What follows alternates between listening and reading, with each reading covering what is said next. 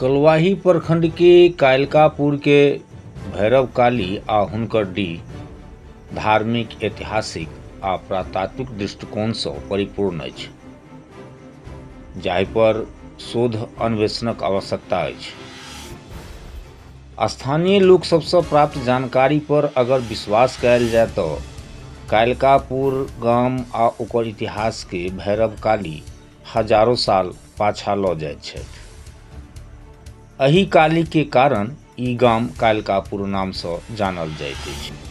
माता जी के जे मूर्ति छै ई अंकुरित, हमसब तऽ अंकुरित काली जी कहै छियै। एखन एक इतिहासकार आयल SN सत्यार्थी कायलकापुरमे, लेकिन ओहो मानने छथिन जे गुप्त काल ई मिथिलांचलमे सबसँ पुरान मूर्ति छै, और जे ई बीचमे आसपासमे कतहु ई मूर्ति नहि छै काली मन्दिरके। और कालिकापुरके जे उत्थान छै जे काली जी के नामे पर छै, ताहि दुआरे ई जे पहिले कालिकापुर गाँवसँ पहिले की मूर्ति छथिन।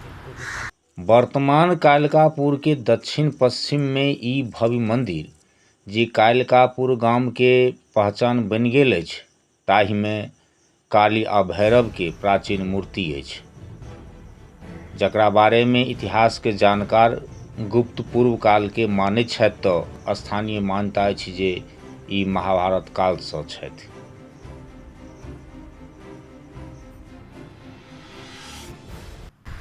कहल जाइ छै अपना समयमे राजा बिराट तत्कालीन जे पुरान कमला नदी ओहिमे नित्य अबैत एतऽ स्नान करैत भगवतीके पूजा अर्चना कऽ कऽ फेर वापस जाइत। ग्रामीण सबके अनुसार पूर्व समय में अतऽ मानव बस्ती रहे जे एहि काली के पूर्व नामसँ जानल जाइत रहे। गाम नदी किनार में रहे। बाढ़ि आ अन्य कारणसँ लोक गाम भीतर बसैत गेल आ ई आम गाछी में परिवर्तित होइत गेल। आमक गाछी एतेटा अहाँके कम गाँवमे भेटत। कहल जाइत अछि जे पुरनका सर्वे में भगवती के नामसँ 17 कट्ठा जमीन अंकित अछि। ओहि जगह के नीचाँ पुरान बस्ती हेबाक अक्सर प्रमाण भेटैत रहैत अछि, जे संकेत करैत अछि जे ई डीह अपना गर्भ में कोनो पुरान सभ्यता मानव बस्ती नुका रखने अछि। अगर ओकर खोज कयल जाय तऽ मिथिला के इतिहास में शायद नव अध्याय जुड़त। जतऽ मंदिर अपना सब अखन नवनिर्मित मंदिर देख रहल छियै, मंदिर आबऽसँ पहिले एकटा बहुत बड़ा गाछी देखऽ में आयल हैत, आमक बगीचा डीह कऽ कऽ प्रसिद्ध छै, जे गामक दक्षिण और पश्चिम भाग में अवस्थित छै। कहल जाइ छै जे एहि डीह पर 500-700 वर्ष पूर्व बस्ती रहे, जकर अखनो प्रमाण किछु न किछु भेट जाइ छै। जब डीह के खोदाइ कयल जाइ छै तऽ कतहु पुरान ईटा, तऽ कोनो मिट्टीके बर्तन, कोनो औजार जे गृह कार्यसँ जुड़ल या घरसँ जुड़ल सामान, ईसब भेटाइ छै। तऽ जँ एकर विशेष सर्वेक्षण करा कऽ पुरातत्व विभागसँ खोजल जाय तऽ संभव छै जे कोनो पुरान सभ्यताके बारेमे भी जानकारी एहिठाम भेट सकैए। कायलकापुर गामक भौगोलिक स्थिति सेहो अपना आप में बहुत किछु कहैत अछि। गामक 3 दिशा में 3 नदी के बीच में अछि। पूर्व में चिकना, दक्षिण में गेना आ पश्चिम दिशासँ बकिया नदी निकलैत अछि। ई तीनू नदी गाम के दक्षिण चौर में जाकर संगम करैत अछि।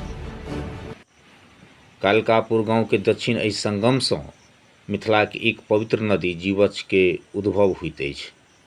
जीवछ नदी के मिथिला के दोसर सबसँ पैघ नदी हेबाक गौरव प्राप्त अछि। दक्षिण और पश्चिम दिशा में जीवछ नदी के उद्गम स्थल है। कारण कि केना नदी जे पहले बतेलहुँ, old bed of Kamla river और चिकना आ बकिया तीनू के संगमसँ जीवछ नदी के उत्पत्ति है। डीह पर जखन मंदिर निर्माण शुरू भेल तऽ कतेको बेर मूर्ति ऊपर उठाबऽ के प्रयास कयल गेल, मुदा सफलता प्राप्त नहि भेटल। कारण मूर्ति ऊपर उठाबे के लेल जतेक बेर प्रयास भेल ओ 8-10 फुट के खोदाई बाद बंद करय पड़ल। तृतीय नवीनीकरण मंदिर के जीर्णोद्धार भेला समय में चबूतरा के खुदाई भेल छै, जाहि समय में नाग निकलल छै।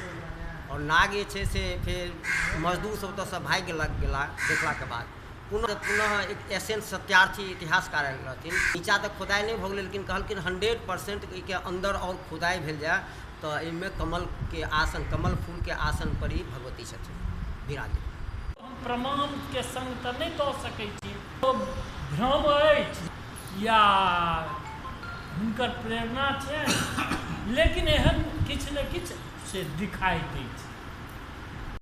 करीब 2 करोड़ रुपैया के लागत से निर्मित ई काली मंदिर कालिकापुर गांव के लेल ओकर पहचानक प्रतीक बनि गेल अछि।